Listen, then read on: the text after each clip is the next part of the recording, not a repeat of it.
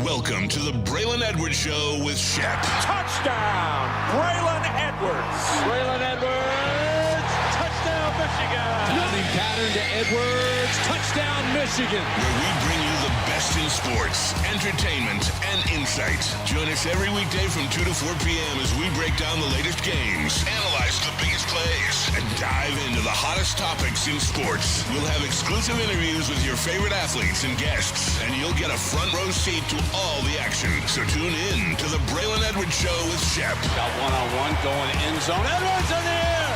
Oh, what a catch by Braylon Edwards. His second touchdown of the game. On the Woodward Sports Network, where sports comes to life.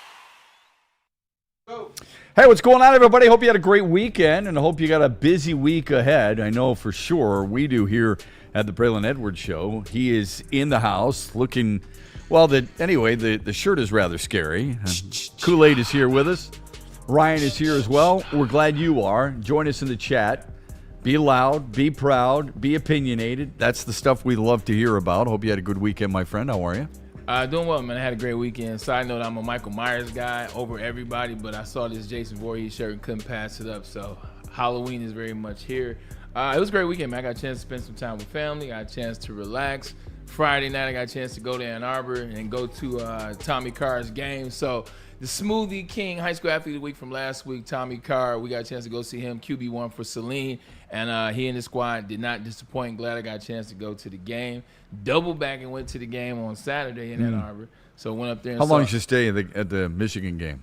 It's so funny. So where I park at, you're looking at potentially the wide receiver of the coach of the future. Like I'm looking at this picture, Shep, and I was looking at the insights. I'm like, I can see myself coaching a little bit. No, but Could you really, though? yeah. You think you would be able to? Coach Bray, I'm for it. Would Have you you be able seen to the handle breakdowns? those people who aren't as committed as you were? And that's why the level That's will the have hard to start thing. before college. Like that level will have to start before college, or just in the consultant work and kind of see. You know, that usually when coaches are trying to figure it out, you'll get coaches or you'll get programs that'll bring former athletes in or former players, bring them in spring ball. And that way you get a chance to shadow the coaches. You're kind of there on the weekends and just see if it's something that you really want to dive into. Or training camp, they'll let you come in and do some weeks. So we'll see next year, but I think it could be in the future. What's the biggest downside?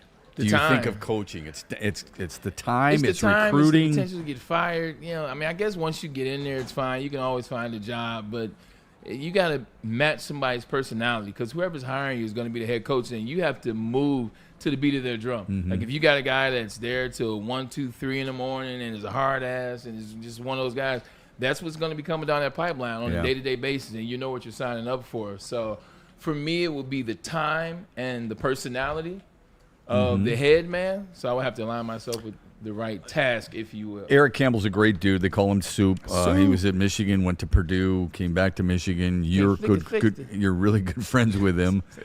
How much have you consulted him in that regard? I'm starting to open it up to him, and Soup's always going to ask you first thing, are you ready? He said because a lot comes with it. You can't half step Right. it. You can't put one foot in. You can't, you're talking about working with kids, for lack of a better word, or young men. So you got to put the time in because if they're putting the time in, you got to match that energy. So I know what's coming from Soup. That's why he'll be the last person that I have this conversation. When I go to Soup, I'm going to be leaning towards wanting to do it. That'd be a hell of a schedule, man. Yeah. I mean, doing the Braylon Edwards Show from 2 to 4 and then hustling to Ann Arbor and making sure you're coaching all those guys. That's a really tough schedule, but they would be wise to at least come on your door. That's for certain. You know what I mean? 100%. So I'm glad you had a good time. like I a know victory you, Monday of sorts. But how long did you stay? Because you always say that you're out, you want to beat the traffic. So did you make it past halftime? Did you make it all the way through the third quarter? What was the limit? Yeah, I would legitimately have my feet on the couch by 2:05. Really? Like 2:15, I'm out. I don't play any games. So I left a minute before half, and then got to my car. I parked right across the street, and then boom, a little conversation here or there. A couple people saying what you said, Ryan, earlier. You got to tell the people what you said. to make more sense. I mean, I think everyone would agree with what I'm about to say is, Braylon, can you turn back the clock a little bit and go suit back up in the winged helmet and be a wide receiver for this Michigan offense? I mean, number one did his thing. Finally, they got the ball to Donovan McCauley down the field a little bit. Yeah. He looked like something. It looked like a wide receiver. He's a pretty good player, don't you think? 100%. Looked like he can make some plays. So excited to see that. But before that, I heard that, and to be honest, I get tired of hearing it. But not because of wanting to come back. The fact that they feel like we need a wide receiver. The fact that they don't feel like the wide receivers that we have are adequate enough. So get tired of hearing it, and you want to see some more plays. You want them eventually open up in such a manner where it looks good. But young quarterback, they're still trying to figure this process out. But it did look promising seeing Donovan McCauley go over 100 yards, have his first touchdown as a wide receiver at University of Michigan. So we'll start there. What about I saw a video of one of the games yesterday, and they had all the Ohio State wide receivers. It's the Tampa-Seattle game. That's what it was. Yeah. All the Ohio in State that game alone. I mean, they have got so many good players at that position in the National Football League. And I was thinking about you. I'm going, where's the Michigan contingent? Michigan State used to have a ton of dudes in the National Football League at that position. Where's the draw? Why can't they draw anybody in that regard? Because Michigan has always valued the running back position, and then, oh, by the way, we'll get some wide receivers to add to help on. And for years, you had really good wide receivers come out of University of Michigan to go with that running game, whether it was Derek Alexander paired with Tyrone Wheatley, who was freaking awesome. I was watching some of his highlights recently, but long story. I know the Lions won and all that other good stuff. At the end of the day, they had such good running backs, such good offensive linemen that they never paid attention to the receiver like that after I left, after Jason Avant left, after Mario Manningham, shout out to Rio. Like, after these wide receivers leave, you're like, oh, well, we got the running game. And then Michigan changed. Now Lloyd's gone, so now you don't have the Braylon Edwards, the Jason Avants, the David Terrells, mixed in with the Mike Harts and the A-Trains. Now you have Rich Rod. Rich Rod comes here for 4 years, and he changed it up. You have this offense that he's doing in the spread and running. Yeah. He didn't care about the wide receivers. He leaves. Here comes Brady Hoke. Yeah, Brady Hoke, I love Brady Hoke to death, but not necessarily entering the wide receiver space, just trying to make it about the running back. So it took a while, or it's taken a while to get back to it. I don't think even Harbaugh didn't necessarily focus on, like, stud elite wide receivers. And then I think you get to a point with recruiting. What five-star wide receiver wants to come to Michigan when they're going to run the ball the whole game? Yeah, it might change. Not now. No, not now. Yeah, I'm saying right. from that's how what we I'm saying. got here. Yeah, what I'm saying is they might change a little bit now that Bryce Underwood's under center. Just so imagine being 17 watching that Penn State-Michigan game from 2 years ago, and you're the five-star wide receiver. You're number one in the country or number two in the country. You're thinking about NIL, money, the things that you're going to do, how you're going to affect the landscape of college football. And you're recruited by Michigan. And you're like, oh, yeah, they're number one in the country. They're this, that, and the third. They also ran the ball 38 times in the second half. No, thank you. Yeah. No, thank you. Yeah. You can't even get mad at it. I'm almost with Ryan, man. I'm like, yo, look, bro. You look like you can play right now, bro. Once again, I'm always remind you, the look is the most important word in this. I got knees, backs, elbows. I got sciatic, and I got all that type of stuff. But the outside looks good. We've got some immediate super chats, so I want to make sure we get to those right away. Tev Sauce $2 super chat. Thank you. Smash that like button. JETS Jets is what they sent in there. The Jets they're awful. They're 0-5. They're the only team in National Football League history to start 0-5 or worse and have no takeaways. They're awful. I will say this, just get this out the way one time, and one time only. I love this show. I love all the comments. I will not be talking about Mark Sanchez today. He is my brother. I love him to death. So if that comment was about Mark, you're not going to get anything out of me. I'm not sure it was. I think it was about but I just want to make the comment in general. For sure. Because I know it gets fun in the chat and all that. I just want to throw where my mindset is at. I love my brother. He's doing well. I have nothing to say about the matter. And that's final. I would never broach that with you. It is interesting that the Jets, and we both believe in Aaron Glenn. Yeah. I don't know how long it takes for you to stop believing or me to stop believing. They look lost. They look like there's no enthusiasm whatsoever. This is an outsider's perspective. I'm not at practice. You were at practice earlier this year, training camp. Again, I think it shows you just how difficult it can be to, I hate the phrase change a culture, but seriously, get everybody on the same page and get the right people in there. It took Dan Campbell some time. They stuck with him. We've talked about this before with the patience. Yeah. We were trying to decide who's going to be more impactful, Ben Johnson, Aaron Glenn. Some people, it was almost split. Aaron Glenn has not had the impact that I think a lot of people expected him to have when he went to New York.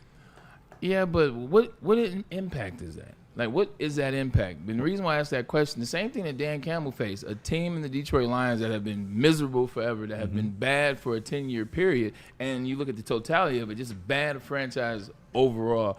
It took some time to kind of revamp that thing. He started off 0-11. Let's not forget that. Started off 0-11, but he had an owner in Sheila Ham that said, hey, look, you're my guy. She doubled down when he was 0-11. That went a long way, and he knew he had time to build this thing out the right way with Brad Holmes. I'm not sure if Aaron Glenn knows he has that, because you got a lot of things that are happening that there's only so much a coach can control, and there's a lot happening that on the players. Yes. He's got to get rid of some of those players to really build the infrastructure that he wants, because a lot of guys have had 4 head coaches. A lot of guys, once you lose one game, once you lose 2, here we go again. Same old guy. It's the same old thing. And those are the guys you need to get rid of, because it's not the same old thing. How many of those guys said that when Dan Campbell was here and they were 0-4, 0-5, 0-7, and Taylor Decker stood up and said, shut up. Right. We don't want guys like you here. This is what it's going to be, and those guys are no longer here. So it would be interesting to see what the makeup of the Jets looks like next year, because there's a player that they can send to Detroit. And, Aaron, we appreciate you greatly, because we need some DBs. Go ahead and send Sauce Gardner back home. But you know what I'm saying? I didn't mean to drop a bomb on you like that. I like that. Go ahead and send Sauce Gardner back home. Let me know what that ticket is.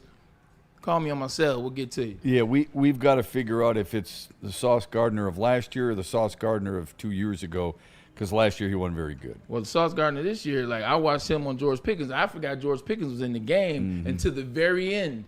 He caught that touchdown. He had that big play to the very end. Like, he had George Pickens on lock. Yeah, I thought you were going to say Brandon Stevens, to be honest with you, because he's been pretty good too. I mean, they've got a couple of pieces. Obviously Breece Hall, Garrett Wilson is part of it. I think Stevens is a good player.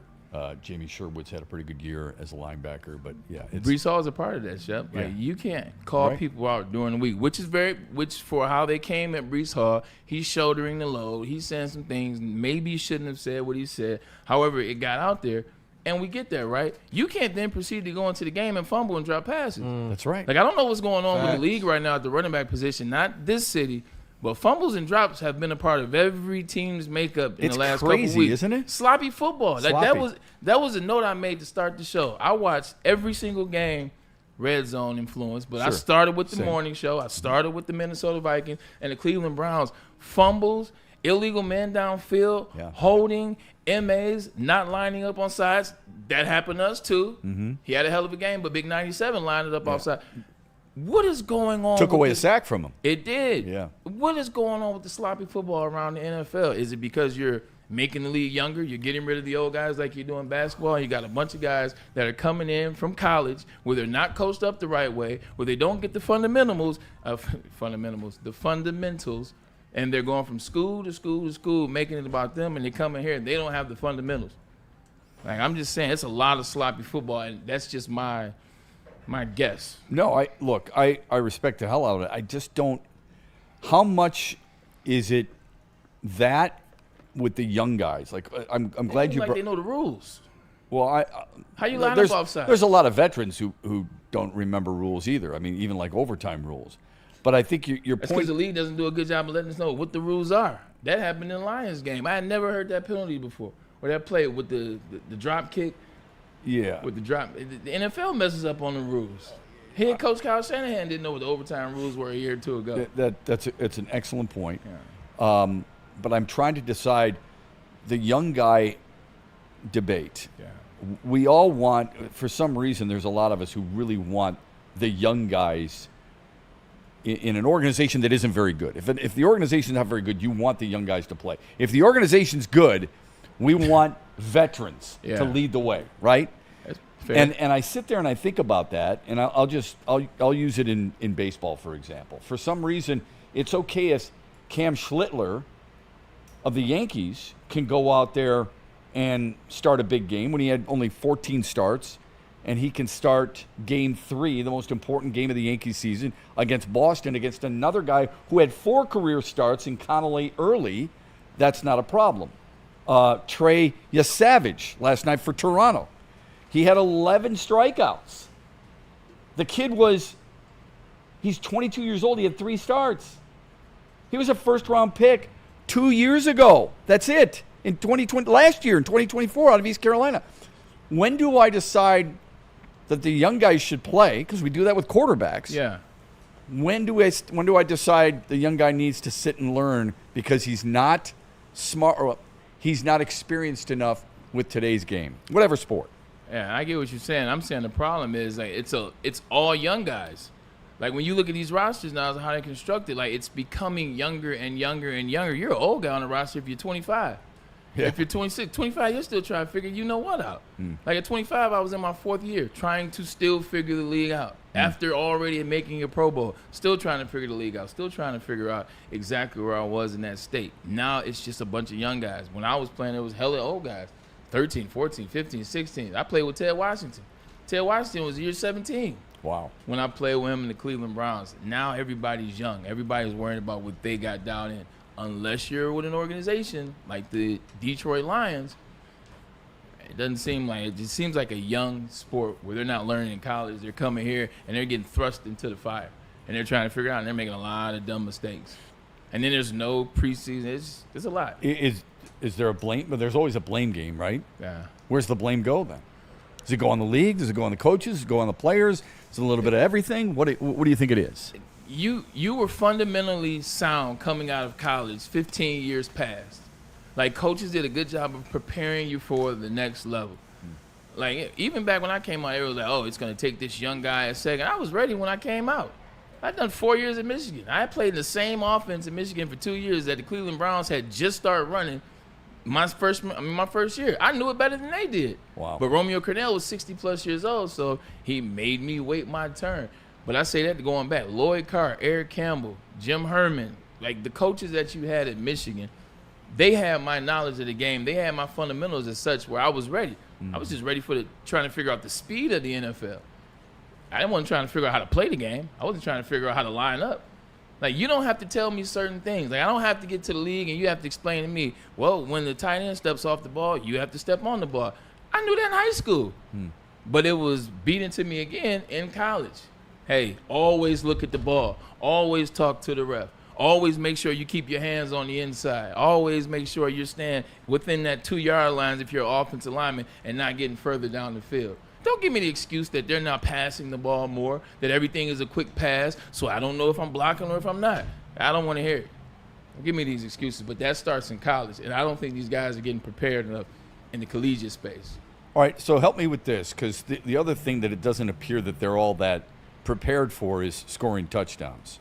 Oh, we saw it a couple of weeks ago with Adonai Mitchell for Indianapolis. Yesterday we saw it again with a guy by the name of Amari DeMarcado. Had a nice run, 71 yards or so, and just before he reaches pay dirt, just before he reaches the goal line, he flips the ball. And then it's recovered by Tennessee. It's a touchback. Tennessee ends up winning the game, by the way, 22-21. Last-second field goal. Congratulations to Cam Ward and company. Cam Ward played pretty well, even though his numbers wouldn't indicate that. When are guys going to get it? What is that all about? That is one of the most selfish things a player can do. I don't. To answer your question, I don't know. I don't know when they'll get it. I just know that the emphasis now is on. So look, I celebrate. This isn't some old guy coming here like, don't celebrate. Look, I did the Dougie. I had a lot of things that I did. I understand. I remember when popping the collar was the thing. I did that in Michigan. I had to hide because you couldn't celebrate unless you were at University of Miami back when I was in college. So I get it, but I think the emphasis is now. You worried about the touchdown, more about the steps that it takes to get the touchdown. Yeah. Like, you're worried about, like, what am I going to do when I get in that end zone? Like, Amon-Ra can do that because he's going to get to the end zone. That's right. Because he does all the work from the time he gets into the huddle to the time he gets in the end zone. He does everything the way it's supposed to be done. And that right there, that's called the celebration and the payoff. But they're worrying about, I'm about to get in the end zone. Let me drop the ball. And then what I'm going to do is I'm going to do this and I'm going to do that. Sir, you have to cross the goal line first. But the emphasis is now touchdowns. The not fun league, they took the Band-Aid off and let everybody do what they wanted to do 5, 6, 7 years ago when we called them the No Fun League. Yeah. They let group celebrations happen. They let you do what you want to do. They let defensive players come all the way from one end zone to go all the way to the other end zone to take pictures. And I appreciate it all. But if you don't have the temperament, if you don't have the professionalism to do both or do all the things in between, this is what you're going to see. Yeah, I love the personality that's exuded on a regular basis. As long as you can handle the repercussions that come with it. If you're going to celebrate certain things and then you get burned, you can't. And people are going to cheer with you when you celebrate, but also boo you when you get burned. Just be careful in that regard. Stick with that one, Shep. Don't leave this situation because I want to talk about that coach in that one. Okay, and I do. I want to hear that.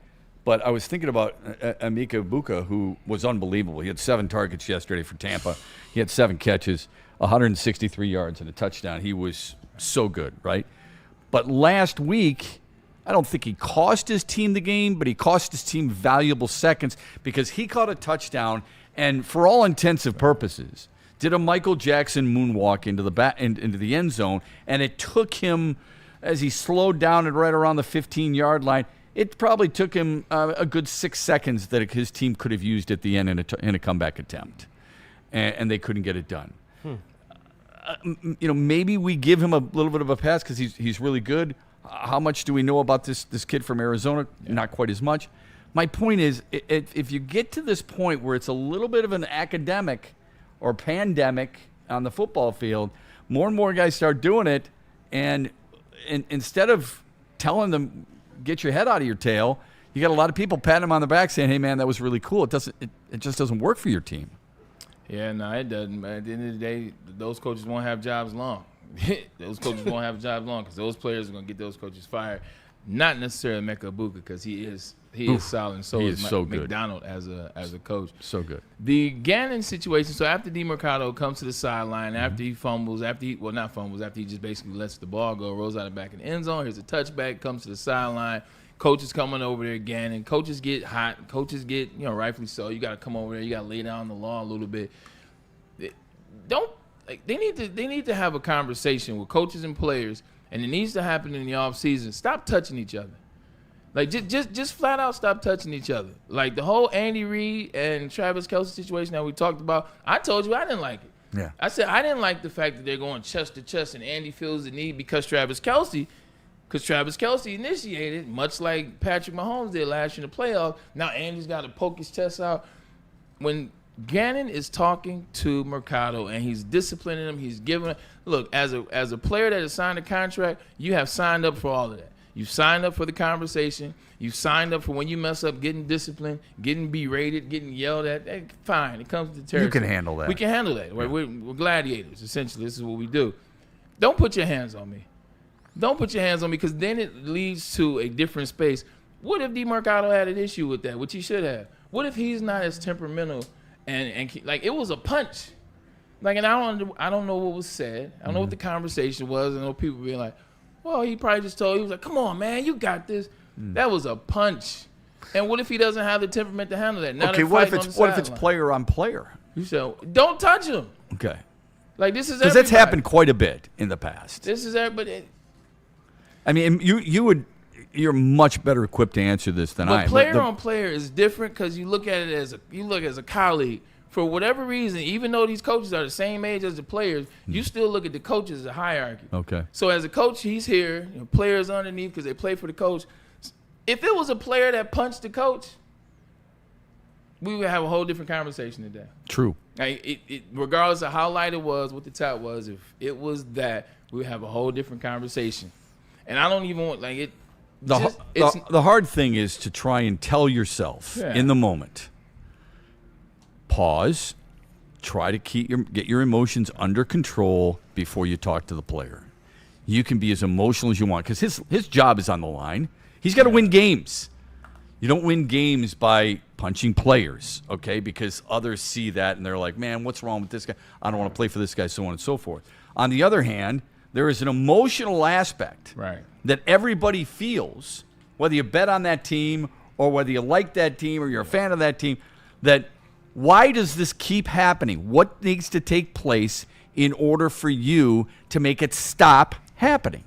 It isn't physical on that sideline, but something's got to be done. Yeah, something's got to shake, and as it relates to it, look, they need to just make a flat-out situation. Hey, look, you touch a player, you touch a coach, like it's over. Like it's over. Like do something as severe as that so people get it. Stop putting your hands on people. Why wouldn't the NFLPA require some type of fine by a coach if that were the case?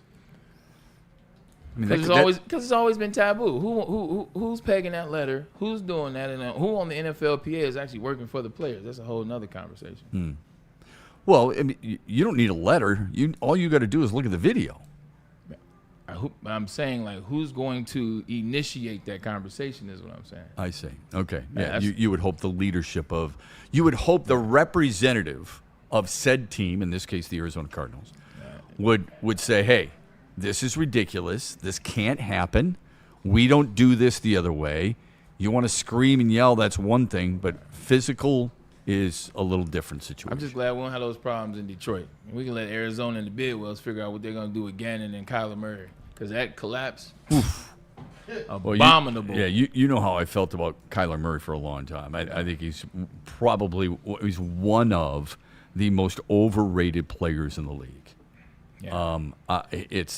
He can be fun to watch, to scramble away. He's as close to Fran Tarkenton as there used to be. Okay, Fran Tarkenton was undersized, but he ran all over the place, and somehow he'd make things happen.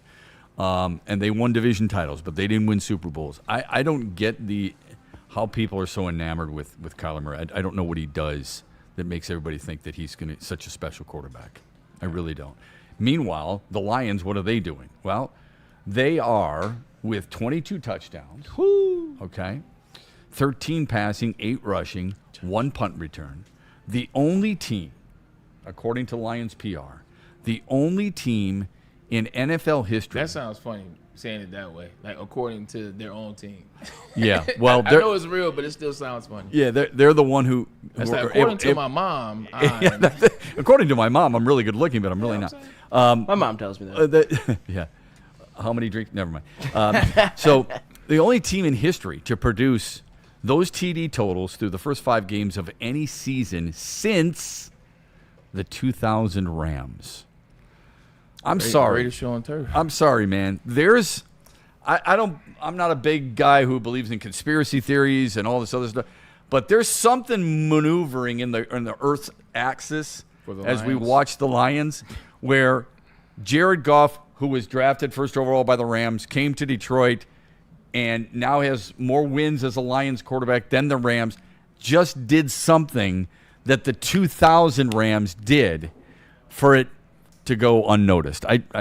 Something's crazy in that regard. It is crazy. It's crazy that it is the city of Detroit. But this is what happens when you. This is what happens, like Shep. Not to get all philosophical, because we can break down the game, but it's what happens when you have a vision, when you believe in something, and you tell yourself, "I am going to take my time with this vision. This is how this thing is going to play out. This is the path. It's going to be 3 years. This is the quarterback. This is the guy. This is what we're going to do. This is what we want to implement." You implement these things, and you stay the course. That's what Jared Goff has done once he's got here. That's what Dan Campbell, Brad Holmes have done. That's what the coaches and the players have done. They've stayed the course over these, now 5 years. But when Dan came with that plan, it's hard to look 3 years down the line. Yeah. It's hard to be a player and listen to your coach say this is going to be a 3-year rebuild. Like, I'm not going to lie. Like, we're not built like that. 3 years? Damn, what about this year? What are we going to do this year? So we just giving up? Or are we just getting ready for the 3-year? Fast forward 5 years later, and you're like, that took vision. That took patience to stay the course. That took vigilance. That took resiliency. It took trust. Trust within us. It took Dan Campbell and Brad Holmes and Sheila Hemp to all trust one another. You look at some of the faces, and by the way, that 2000 Rams team made the Super Bowl. Remember, they lost to the Patriots, but they still made the Super Bowl. You They look won at the one before it, though. Yeah, you're right. You look at some of the faces on some of these other teams, watching the Jets walk off the field with another loss. Dejected. Watching Cincinnati. You brought it up last week. Jamar Chase and T. Higgins, they knew that game was over. Yesterday, watching Jake Browning, awful, on the sidelines, on the bench, looking at the just not even looking at the tablet, just putting his head in his hands going, what am I doing? Make it. You love how Detroit has handled all the things that they've had to deal with already. When people say they haven't had to deal with anything, they lost to Green Bay and everybody jumped off that bandwagon. You and I didn't. They jumped off that bandwagon. They're beating the teams they're supposed to beat, and a lot of players and a lot of teams are not doing that right now. So that's another positive for what Dan Campbell and the Lions are doing. Got to give them a ton of credit. But I do want to get Braylon's thoughts on a number of different players from the Lions doing what they're supposed to do. Want to get to your chats, want to get to your super chats as well, because you've got a lot in there. I know somebody met Braylon before the game the other day. They had a nice thing to say. We want to get to that, so it's all coming up. Okay. Yeah, all coming up. All coming up here on the Braylon Edwards Show. By the way, Amon-Ra St. Brown, another kudos to him. We could talk about him every single day. Yeah. Just passed Brett Perriman for number 4 all time in Lions history in receiving yards. He'll be number one. So he'll be number one before you know it. Can I say something real quick about Amon-Ra? I don't know if he's going to beat Calvin Johnson.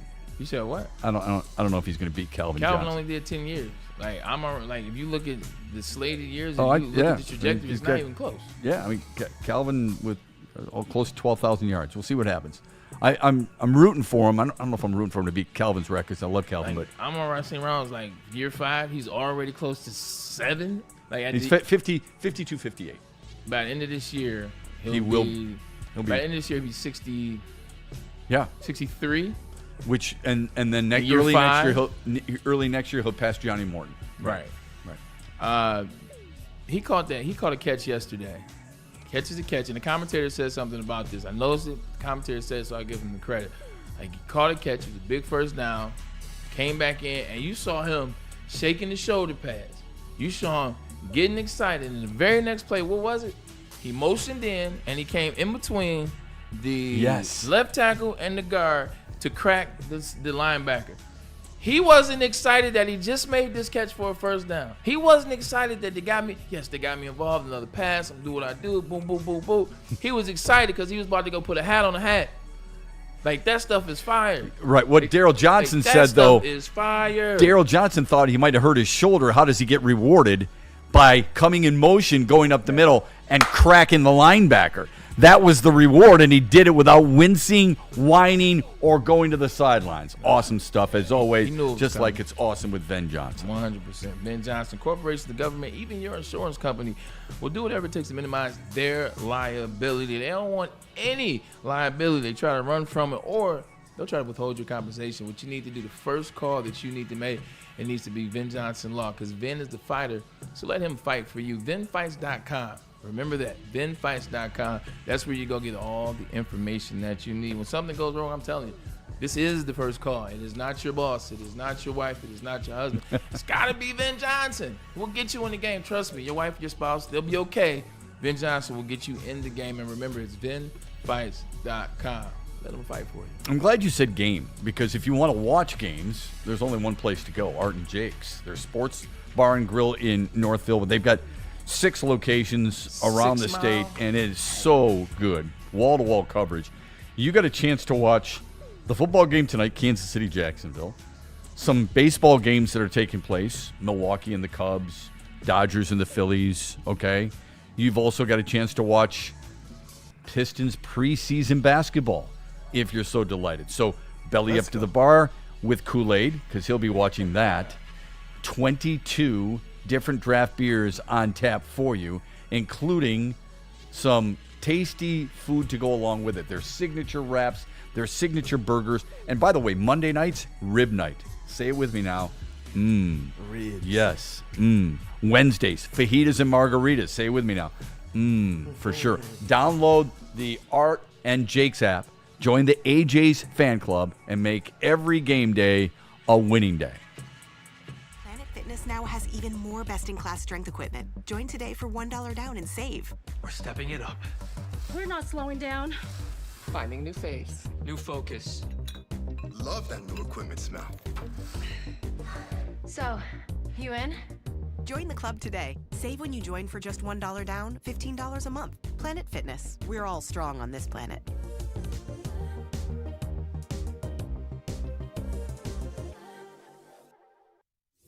Big injuries, big news. Twice a week, Dr. Jeff Pierce from Michigan Sports and Spine joins Woodward Sports Network for the Injury Insider Report. Big D Energy Tuesdays at noon. Braylon Edwards and Shep Thursdays at 3:30. Get expert analysis and in-depth breakdowns on the latest sports injuries from the man trusted by top athletes in the community, like D-Mac.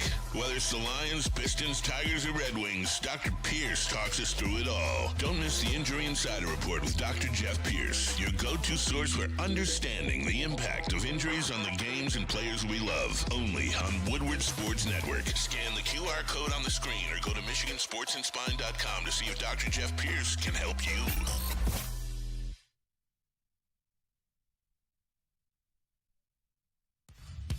Every Sunday, there's only one place to get all your kneecapping, hard-hitting Detroit Lions coverage. Start your Sunday with the Lions Weekly Report with Broder and Terry Foster. Then, the Lions pregame show with Neil Rule and Sean Baligian. At kickoff, keep it locked in for all the emotions of the game with a live watch party with the heavyweights. Then, recap the game with the Lions postgame show with Anson. Game days, there's no other place to be than Woodward Sports. Live all game day. Go Lions. Hunting season is almost here, Detroit, and your Lions are on the prowl. Make sure you're locked into Woodward Sports for all the Dan Campbell reactions, Jared Goff touchdowns, Amon-Ra first downs, Penny pancakes, Kirby picks, Gibbs big plays, and of course, Jack Fox's leg. Stay locked in on all your Lions coverage right here on Detroit's #1 sports network, Woodward Sports.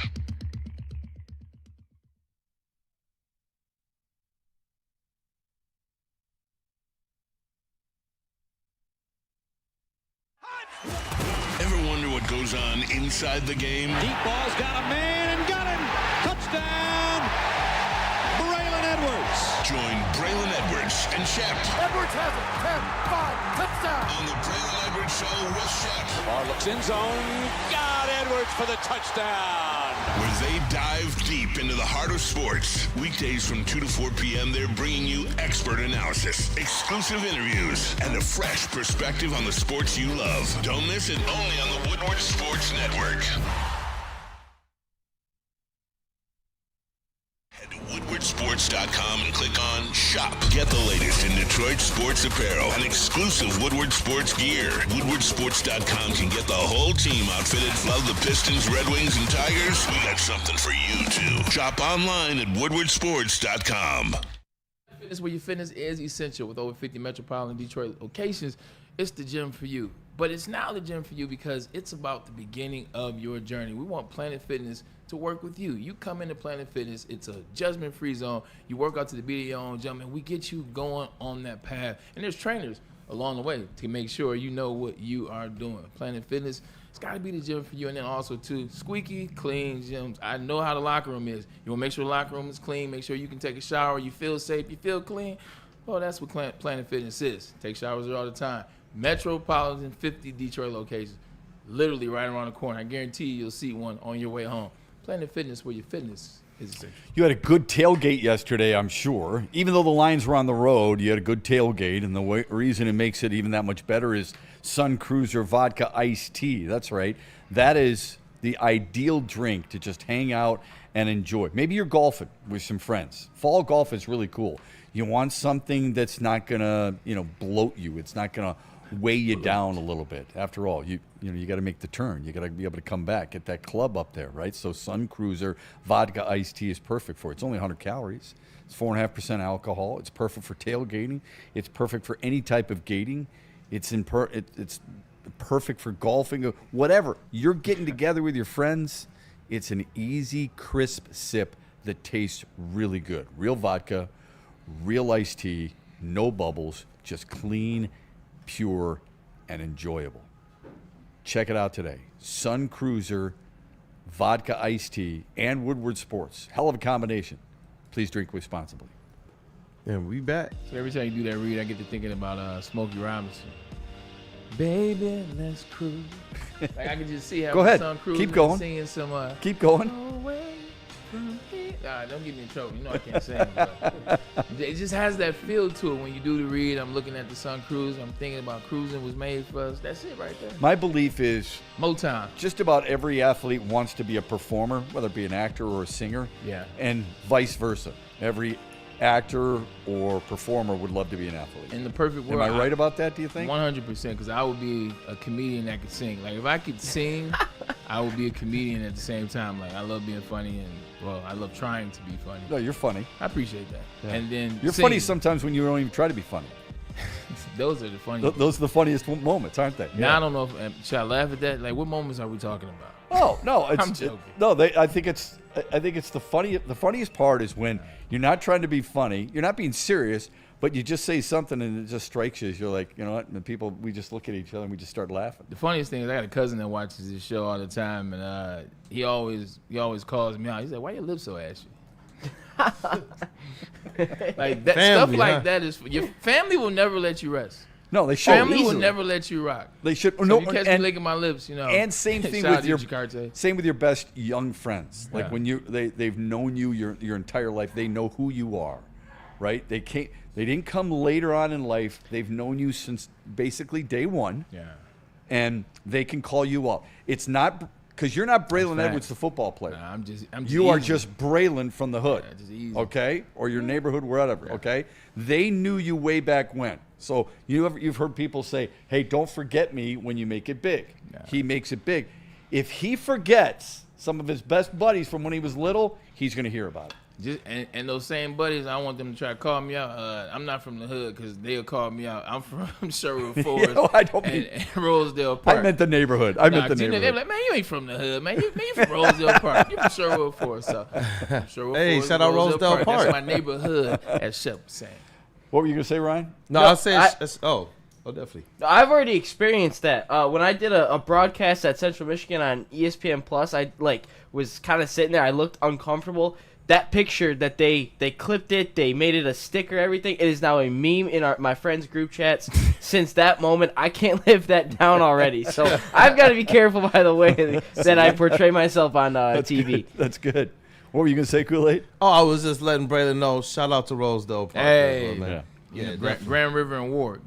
I can't tell you how Rock. many of my young friends, when they were young and we were young, but my dearest friends and my oldest friends will bring up, "Hey man, I can't believe you do a show with Braylon Edwards. I can't believe you used to do this with Rick Mahorn. I can't believe you used to do this with Kirk Gibson, all this other stuff," right?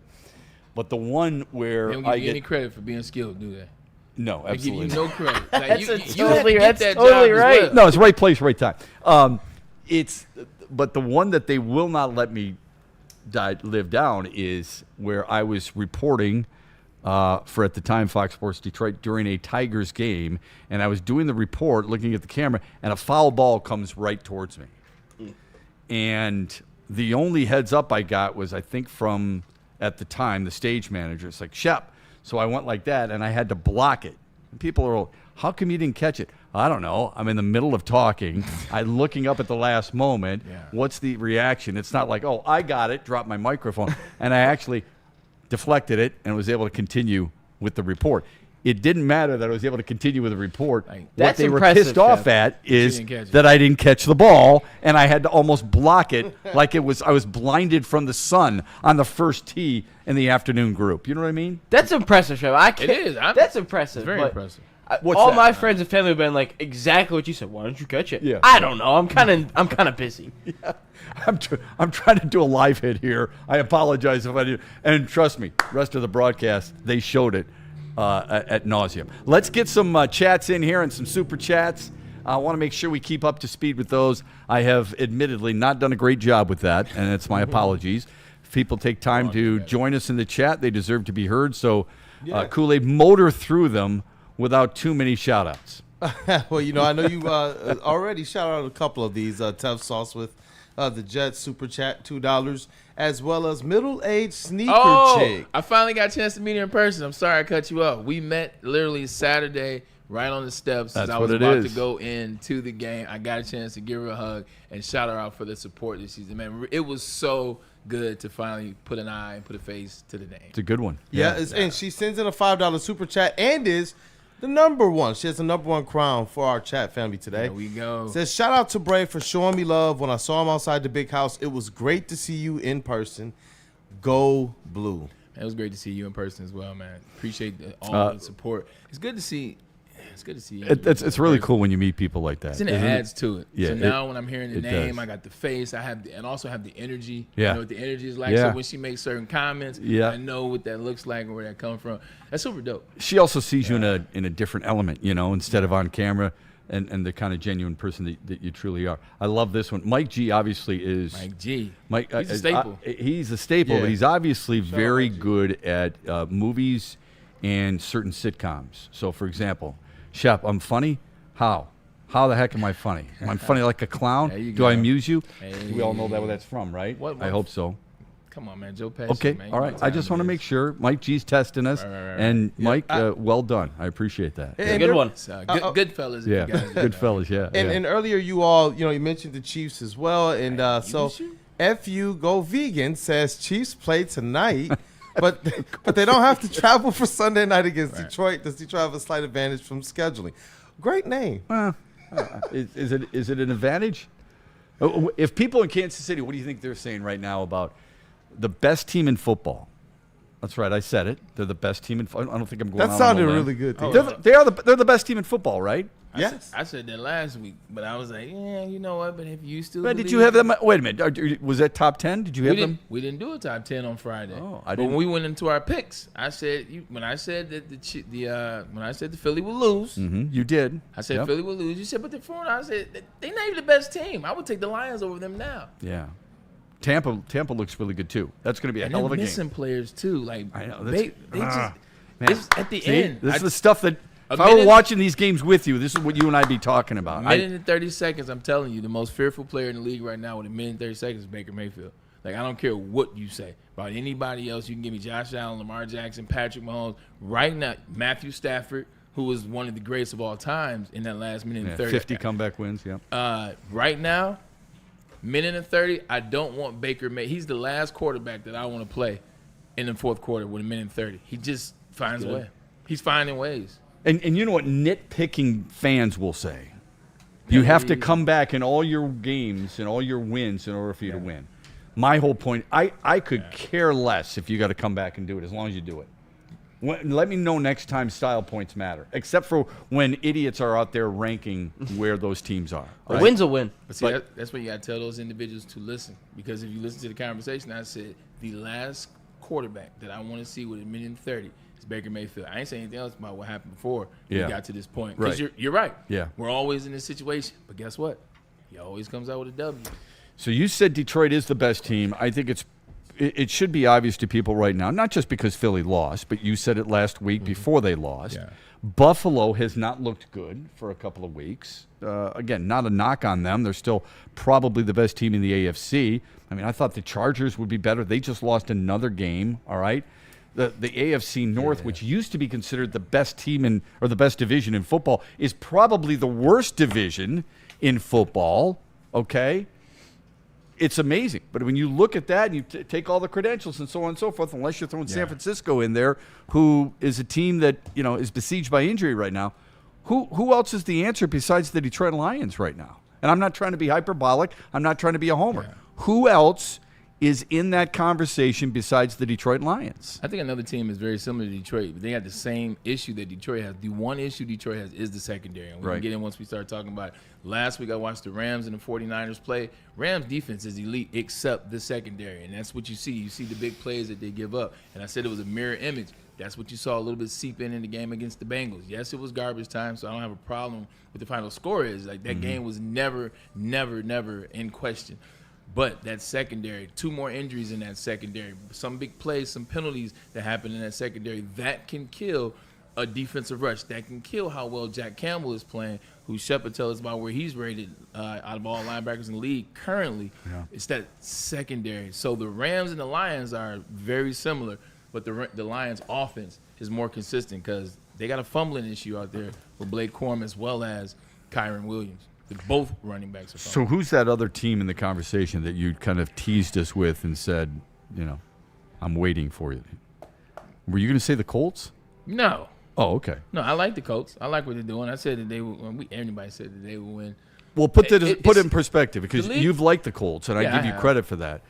Detroit has scored 174 points. That's the most in the National Football League. Number 2, Colts. The only 163. And this is going to sound crazy that I'm saying it. The only team that I am waiting to see, the Detroit Lions play next week.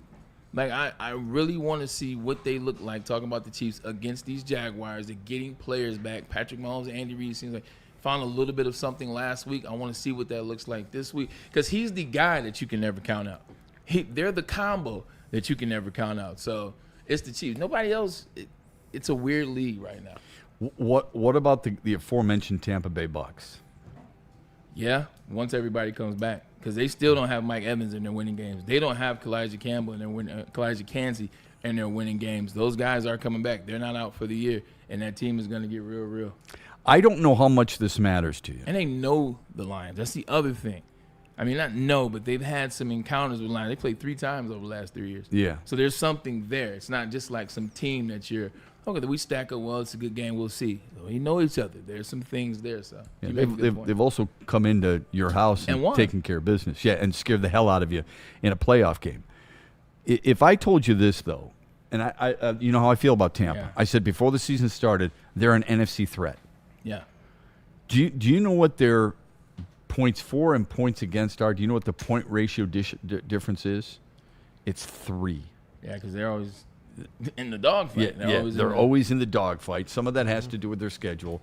And, I mean, it's not like they're the only division leader in that situation. Pittsburgh leads their division. They're a -2. They've been outscored by 2.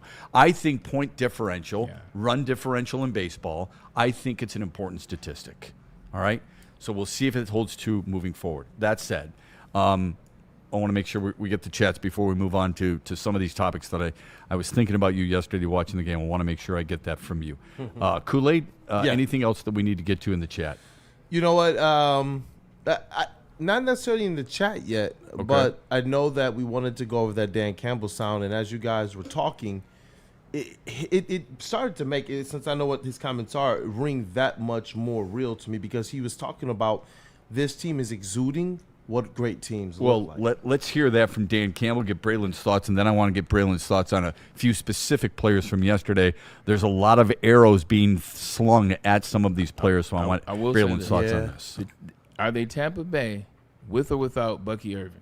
Because I think Bucky Irvin is the secret straw. He's the secret straw for that team. If they got Bucky Irvin, that's a dangerous team. Like, if they don't, I'm not worried about Rachaad White. Okay. Rachaad White played most of the game yesterday. Go ahead. Ultimately, what I feel good about is what I already mentioned, and that's the complementary football. Man, when we need it most, our defense steps up. When we need it most, our offense steps up. When we need it most, special team steps up. Those are signs of great teams, man, to me. And so we've got that part. That's the hard part. We got that. The other stuff, we can clean that up. And I think in that regard, yes, I think we still have so much growth left collectively that's the exciting thing. So, yes, we do. Love that. So much growth left.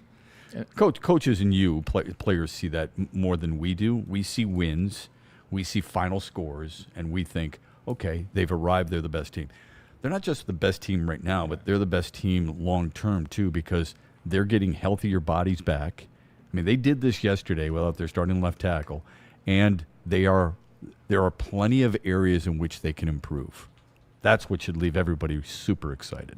Not super excited to Taylor Decker potentially leaving at the end of the season because that left tackle situation, I did not like what I saw out of Giovanni Manu, the project that we drafted 2 years ago. So that's just get that out of there. But this is how they've been playing for the last 4 years. They've been playing that complimentary ball, like guys making plays, sides making plays, whether it's special teams, like you said, defense or offense. The only time that didn't happen was when you ran out defensive players and offensive players in terms of the Washington Commanders game. Talking about Demo and specifically and how many players are missing out of the defense. This is the brand of football that they play. Like, guys step up and make plays. And offense has just been so good over the past 3-4 years to where defense only has to make a couple plays, here or there. You look at this game and you look at 37-24, and you may see 21 in the fourth quarter. There are ugly games like this. No, you don't want it to happen. No, you don't want to lose a 28-3 lead in the fourth quarter, but that game was over. The game was out of hand. Yeah. A couple plays here or there. Seen it before.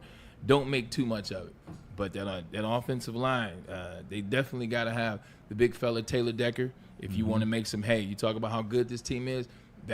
How good that is predicated on him being the left tackle and the defense being at full strength. Because the secondary yesterday, they gave up some plays, and there will be a couple games, one coming up. Patrick Mahomes, if you give him opportunities like that, he will take advantage. Andy Reid, they will take advantage. But what you saw of this team, when he talks about getting better, there's still a ton of improvement. There's still a ton of growth that can happen individually as players and then on both sides.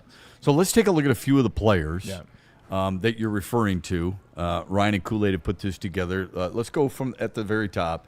Terrion Arnold, on 32 pass snaps, he had 6 targets, 3 catches against for 27 yards or so.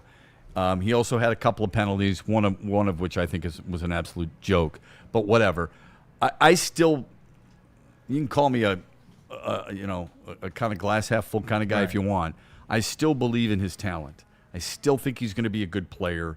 I don't know how good. I'm not saying he's going to be a Pro Bowl, but I think he's going to be a really good player. What did you notice from Terrion Arnold, whether it be improving or digressing yesterday? I'm not even going to talk about stats, just what I've seen. There are some plays that he made yesterday. He legitimately, and this is after a couple of the calls that were on him. There was a stretch in which he shut down 2 plays back-to-back. Shut down 2 plays back-to-back after getting a penalty the series before. And then after that, the play that was intercepted, he would have got that interception.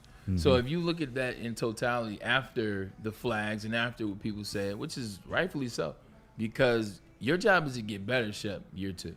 Your job is to take a lead, and it doesn't seem like he's gotten better. He's still the same player coming out of Alabama. There's talent there. He's good.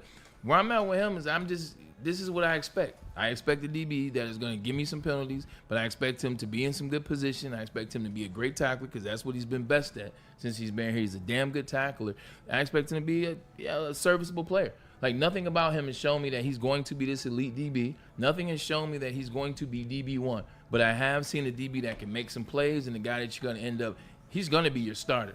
Like, he's not going anywhere. He's not getting moved out of the rotation and not moving him out of here.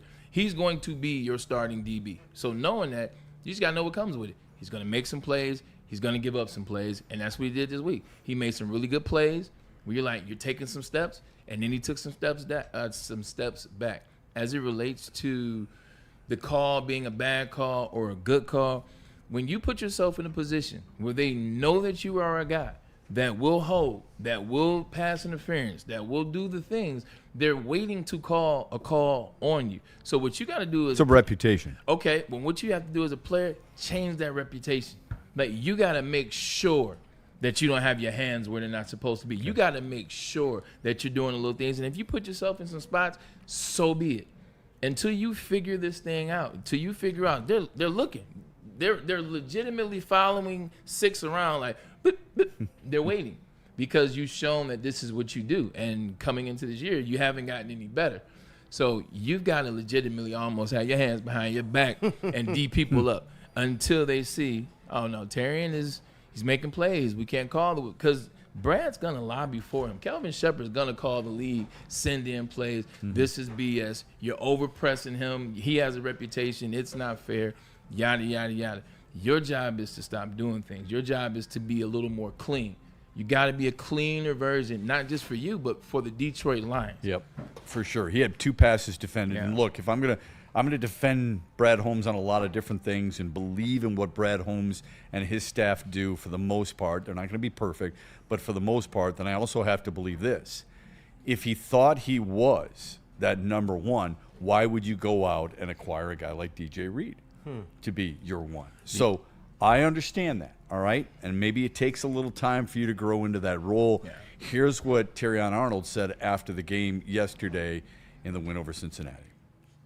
Like 75%. Yeah. I mean, my whole thing is just going out there, getting the best treatment I can get during the week, and go out there and let the chips fall where they may. As of right now, it's more mental than anything.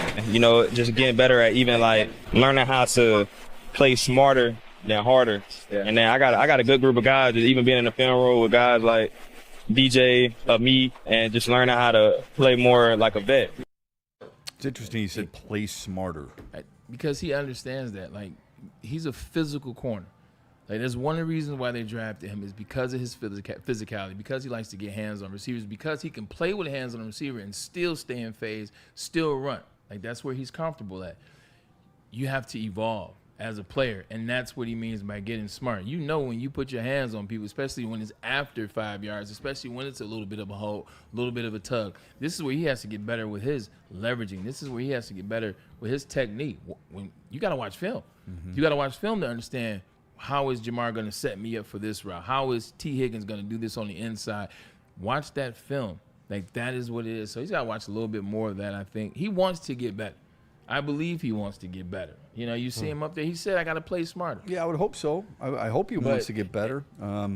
He's a guy that, I mean, they have to rely on. Okay, they do. I mean, it's really hard to improve that position. Speaking of that guy they brought in, you talk about with DJ Reed. I watched the guy that was here last night, and I wish he was still here. Like, I was Carlton Davis. I was a fan of Carlton Davis.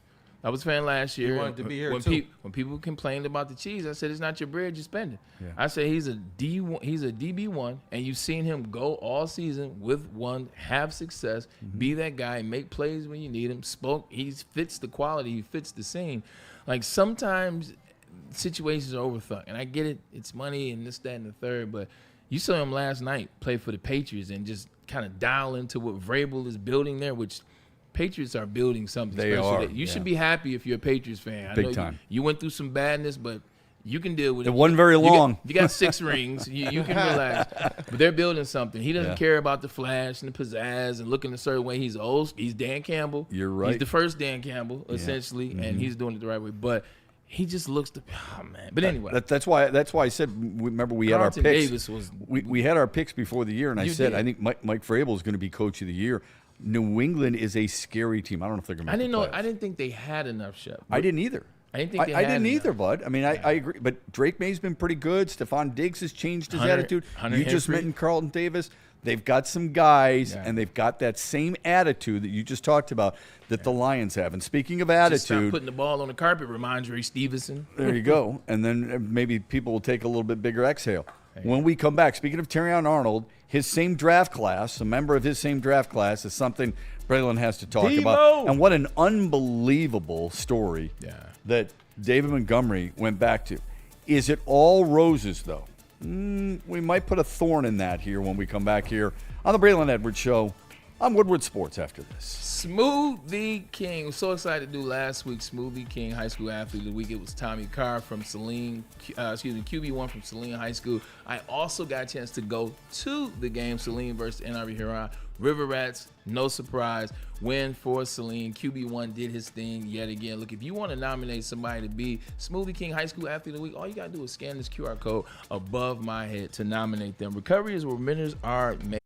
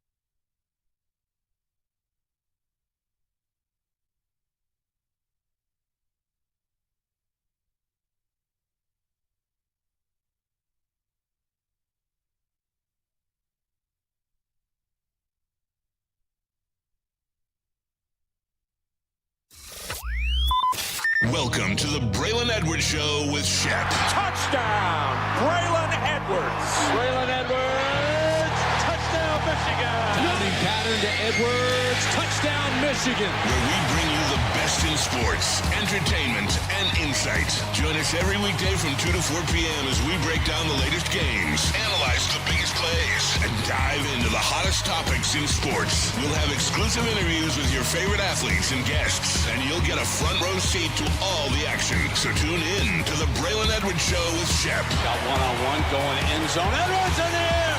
Oh, what a catch by Braylon Edwards. His second touchdown of the game. On the Woodward Sports Network, where sports comes to life. Really good football discussion in the first hour here on the Braylon Edwards Show. Welcome back. Glad you're with us here on Woodward Sports. Ryan Kool-Aid is with us. We were talking just before the break about Terrion Arnold. Well, there's been some updated news on Terrion Arnold, some breaking news. Anytime we get breaking news, we go to Kool-Aid. Kool-Aid, why don't you fill us in with the breaking news on the Lions starting cornerback? Oh, yeah. So while everything was coming up here, Adam Schefter tweeted out that Lions cornerback Terrion Arnold is now out indefinitely. And Dan Campbell, he was giving his press conference and said that Terrion Arnold is going to be out for a while. So there's no DJ Reed. There's no Terrion Arnold. There's no Yassine. There's no Amit Robertson. So here we are facing a 2024 situation yet again. Quote, a long time. In addition to that, there's been no Ali McNeil. There's no Marcus Davenport. And yesterday there was no Taylor Decker. 2 years ago. Don't sleep. Khalif Raymond. Well done. Yeah, thank you. It goes on and on and on. And these are impactful players. I don't care how many catches Khalif Raymond has. He does a lot of things that Braylon has done in Braylon's breakdown about whether or not it's important in the scheme of the offense. And special teams is pretty important. Last time I checked, it was a third of the game. Here's what I'm wondering moving forward. 2 years ago, I was nauseated by the people trying to take away what the Lions did in Kansas City on opening night by saying, well, they didn't have Travis Kelce. They didn't have Chris Jones. I want you to mark this week and maybe even last week, since they just beat the Bengals. Shep, I don't care. They're not very good. It's an NFL team. Have some respect. There's 53 guys on that roster who are NFL players. They may not be as good as your players, but there's still 53 guys on that NFL roster. They did it without Decker. They did it without DJ Reed. They did it without Khalif Raymond. Okay, and now moving forward, when the Lions, if they beat Kansas City, they're going to have to do it with all those guys. Just remember that, okay? When next time somebody says, well, the Lions had to beat this team without X and X on their team.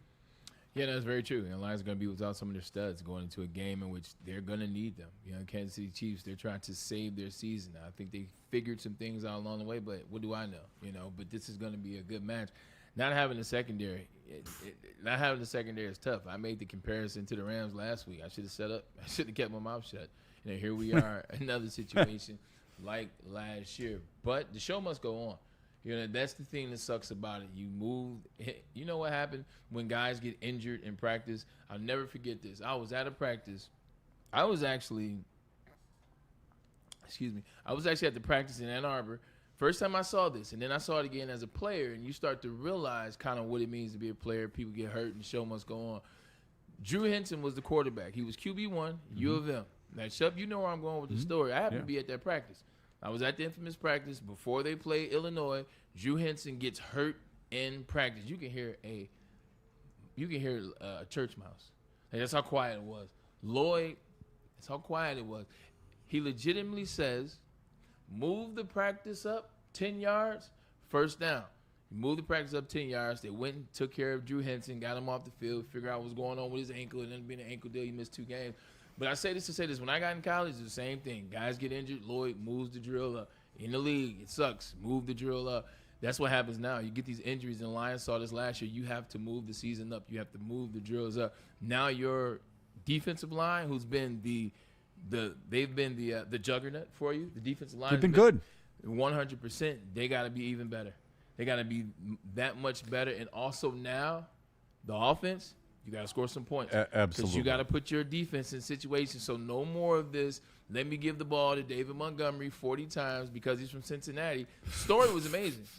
Like, the story is amazing. Yeah. I have a heart. Like, Oh, I know you do. You have a big heart. Yeah, David Montgomery getting his sister, who was paralyzed 18 months ago, getting a chance to see him play for the very first time.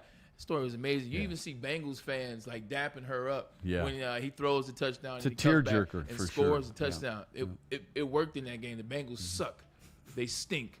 Like, the season has just gotten real. So you can't have wasted series. You can't have wasted plays because of where the defense is. You don't want to put them in a situation where you get behind 2 scores. Now you got to go out there. So it just puts that much more emphasis on the play. Every play mattered. Not saying that it didn't before. Yeah. Johnny Moe, much respect to what you're doing. But it just matters that much more now. I would argue this is where Dan Campbell's life in the National Football League as a player will really help him. Yeah. Okay? Because he's been that guy who's had to step up, quote unquote. Player and coach. Nobody, with all due respect, nobody cares. No, Kansas City doesn't give a rat's ass that the Detroit Lions are going through all kinds. You think Baltimore cares? Hell no. They don't care. No one cares right now. Nobody You get cares. no sympathy. You're not getting any sympathy, and that's why, even though it's tough, even though it may seem to some people it's cold-hearted, even though it's not, you've got a job to do. I know it's a cliche.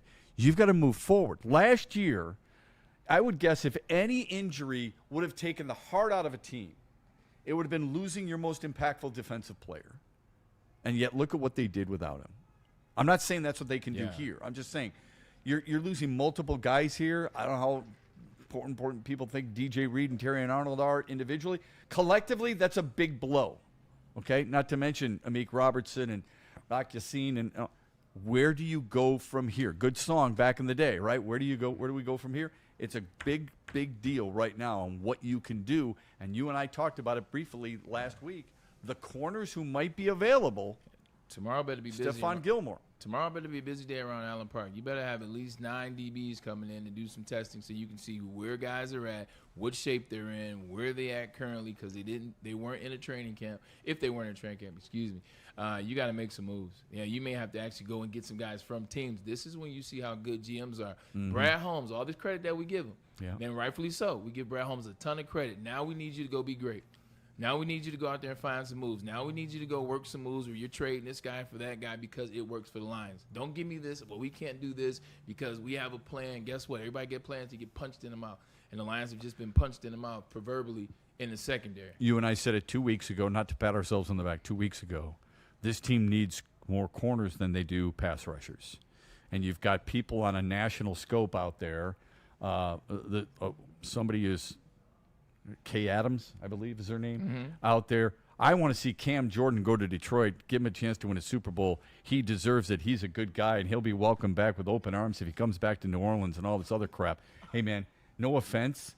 I don't know what's going on. We don't care. What we really want is we want a cornerback who can cover. Yeah. That's what we need right now, okay? Because some pass rushers are coming back for this team. Aleem McNeil, it's middle of the pocket. He'll come back. Hopefully Marcus Davenport. I know. Here comes the laugh. Cue the laugh stick. The Marcus Davenport, same thing. Aiden Hutchinson healthy, thankfully. Derek Barnes has been really good. Another good game by Derek Barnes. Secondary is where this team needs some help addressed, and we talked about it 2 weeks ago and why they needed it. Thank God in that secondary, though, there are still 2 animals, one named Brian Branch and one named Kirby Joseph.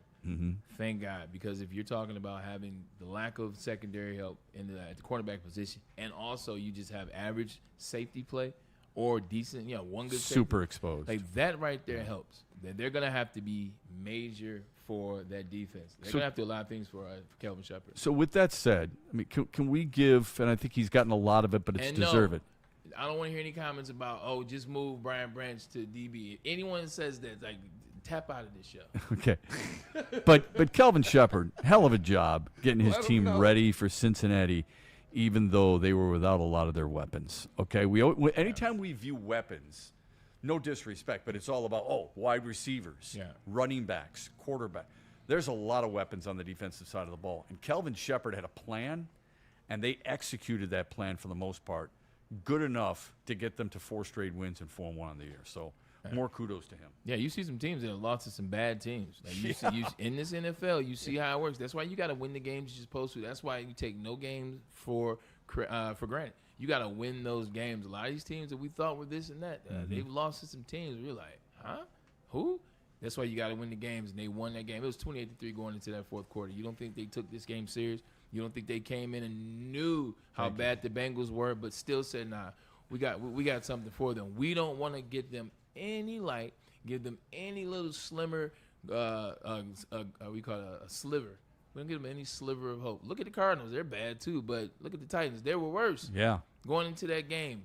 In 2 minutes, you let them come back. Look at Carolina's comeback. Against the Dolphins. Yeah. Called that one. Yeah. And that's something Where's else. my sheet? All right, now we bring up Terrion Arnold, but what about two other guys? That's pass interference. Yeah. That's pass interference. Let me bring up two other guys, okay? So you brought up David Montgomery. What an incredible story. If people didn't see it, Tom Rinaldi, Fox, one of the best storytellers in all of television. He will make you He's so good. He tells great stories.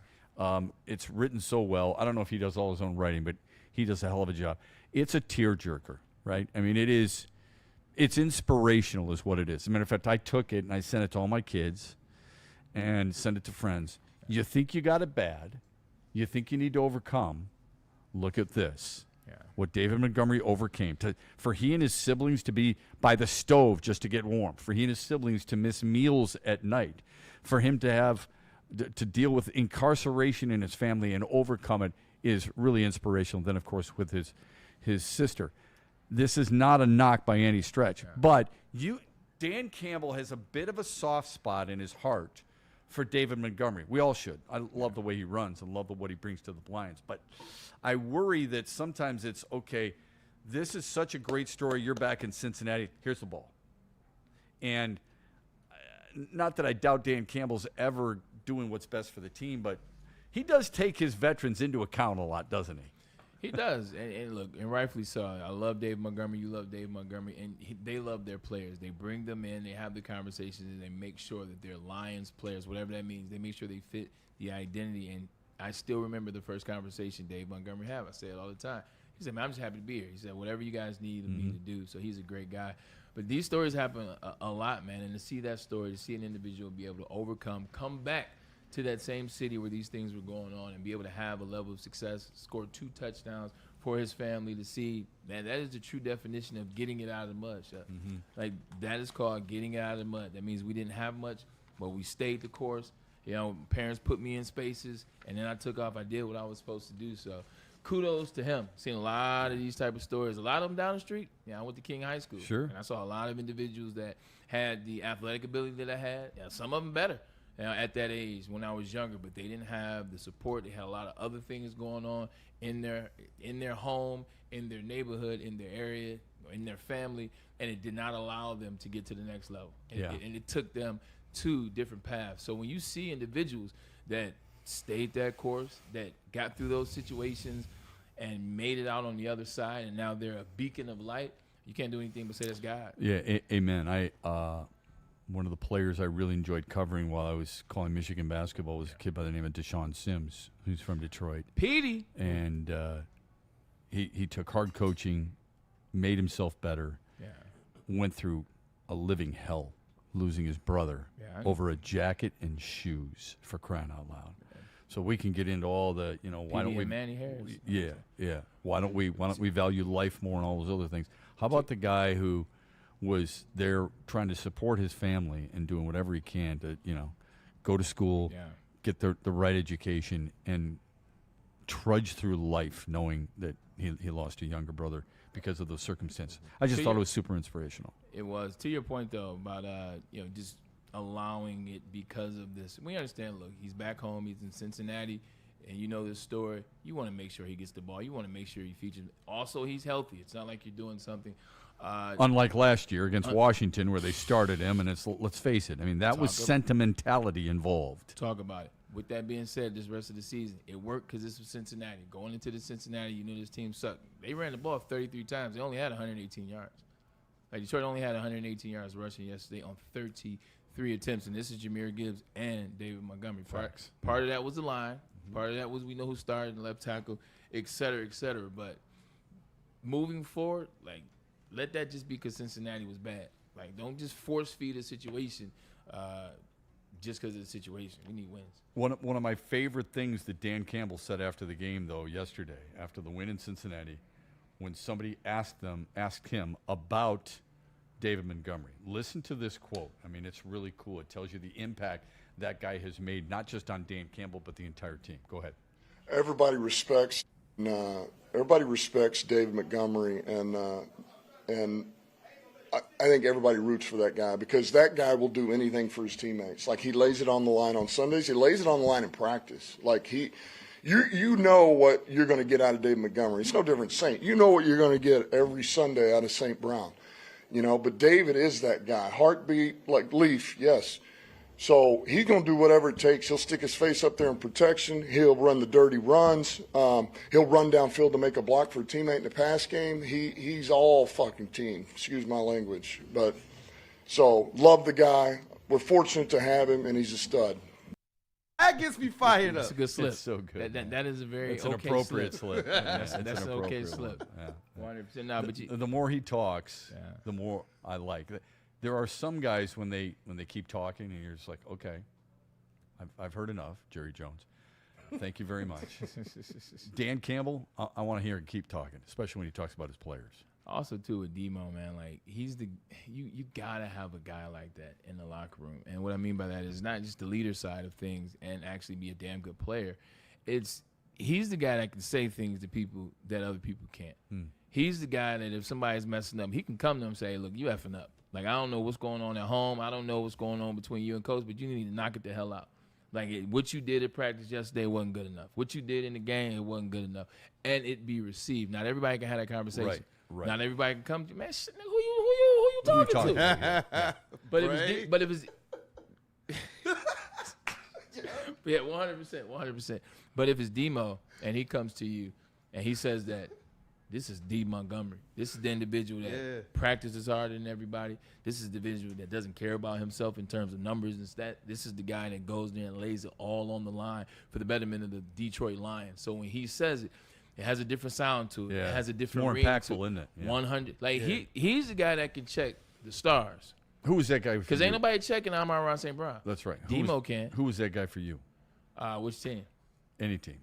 That's a great question. Yeah, I know. So when I was playing for when I was playing for the Browns, it was always Andre Davis. He was a linebacker. Like, big Andre Davis kind of raised DeQuell Jackson.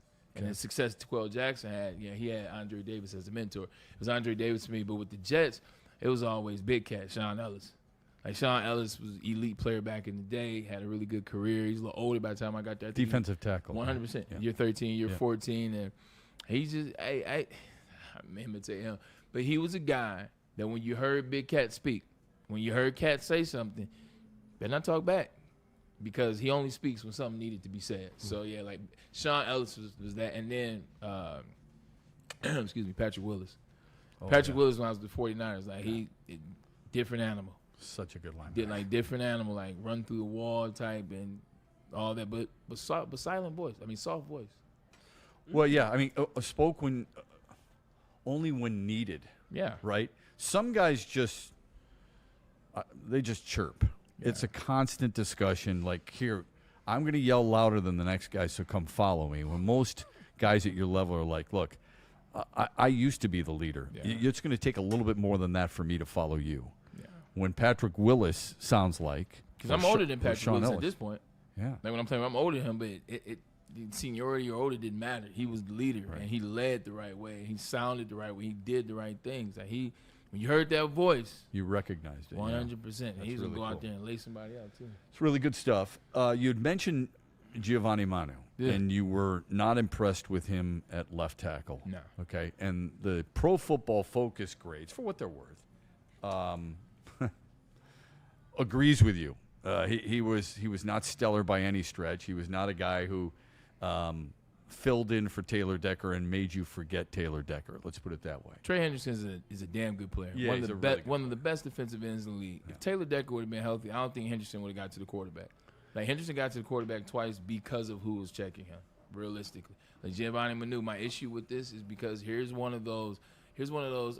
We don't need this pick, so let's try something. Let's go to Canada. Let's vet this process. Is bringing this guy. He's 6'8". He can move, and maybe we'll get him with Hank Fraley, one of the best offensive line coaches in the league, if not the best. So we'll get him with him, and it'll work out. It'll find itself, and it didn't. Fourth-round pick. Excuse me, and it's not. Yeah. And they moved up to get him. Yeah.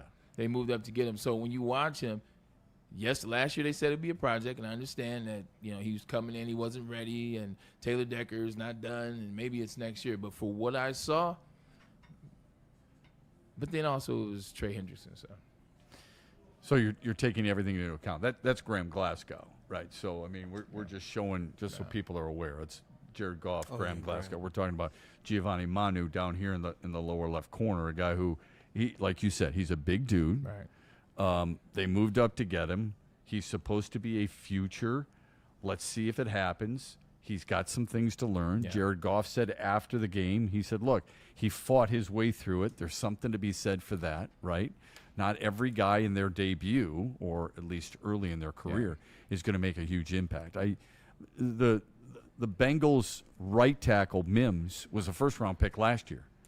And he got torched on a pretty regular basis. Murphy is another one. Okay, so Miles Murphy was in first. Was he the first round pick like 2 years ago? Yeah, maybe a couple of years ago. I don't recall. But either way, Texas A&M. I mean, you're finding ways. So this is what I ask with respect: is it because you had a problem him coming from Canada and they moved up to get him, or did you looking at it as if to say, you know what, he's got a long way to go, just objectively? I think part of the last one and more of the first one. More of the first one, which I already made a preconceived notion of what this is, what I didn't like about the move and moving up. Then you put him in and it starts. And so now I'm not watching it all the way. I went back and looked at a little. I looked at the plays in which the pressure happened most oftenly and didn't like what I saw. But to your point, maybe unfair shake. Maybe I already had a preconceived notion. Maybe I'm looking at this and not realizing that the guy that he was going against is the guy we've been begging to come here for the last 9 months. So, maybe that's a part of it as well. Trey Hendrickson is damn good. So I didn't like what I saw first outing. But I'm open to see what it can look like when the trigger's really ready to be pulled, because Taylor Decker being injured forced his hand being played. Yeah, I bring that up only because you and I both have admitted that much about Alex Anzalone, for crying out loud. When he came here, we didn't think it would be that big of an impact, and he's turned out to be a much better player than I think collectively we thought. That's a different conversation. There's one with Giovanni, actually similar conversation. Let me stop backing up on what I said. If I say something, I'm gonna stick with it.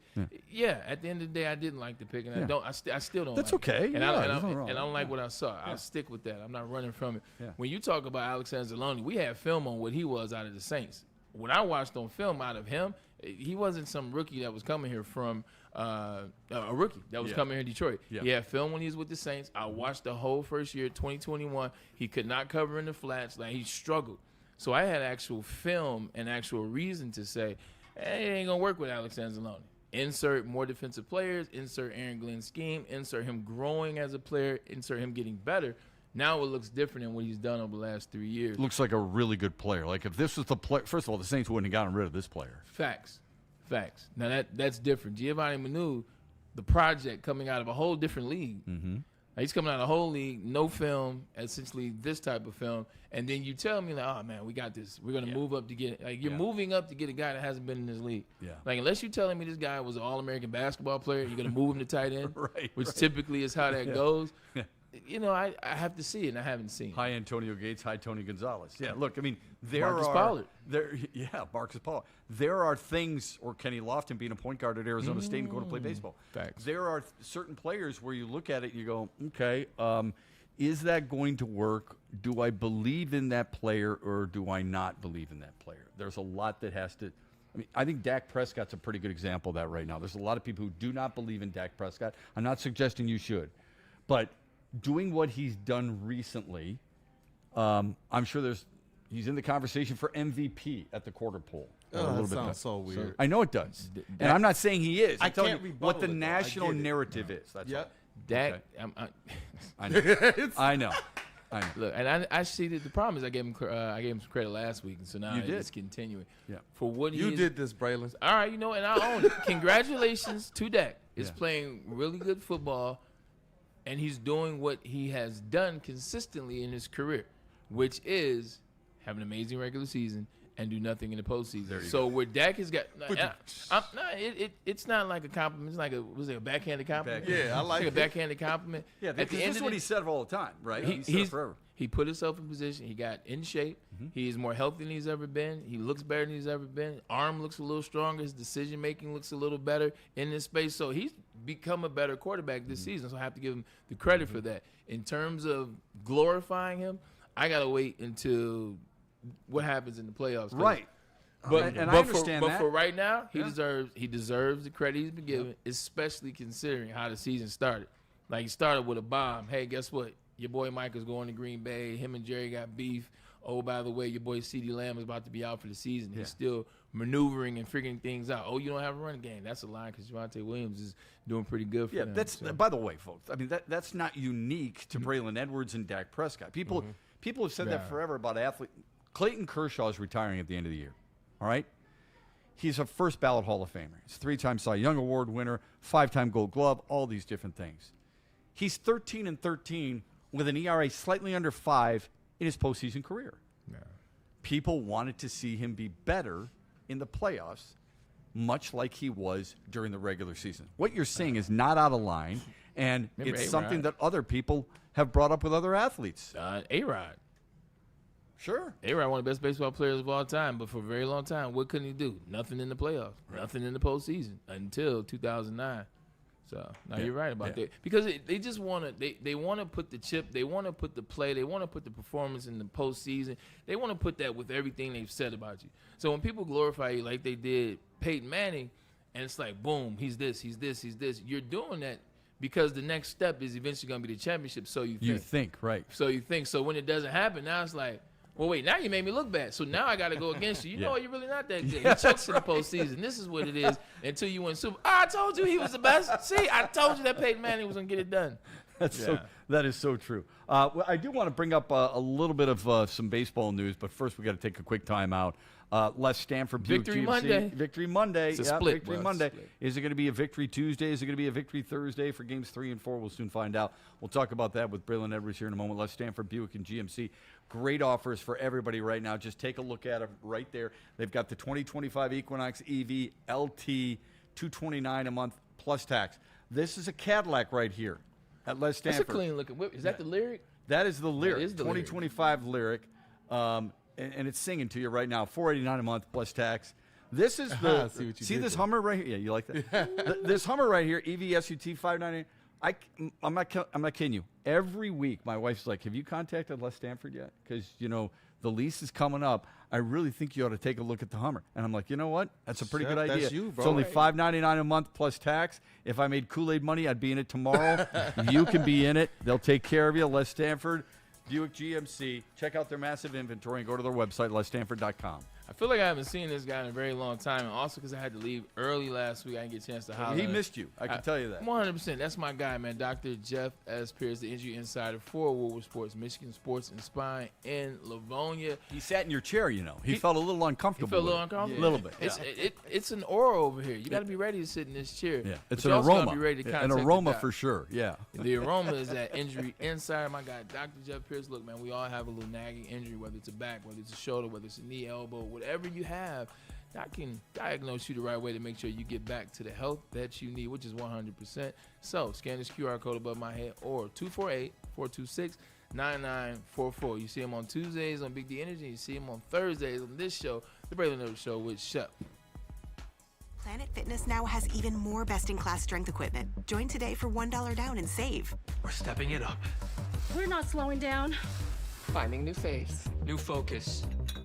Love that new equipment smell. So, you in? Join the club today. Save when you join for just $1 down, $15 a month. Planet Fitness. We're all strong on this planet.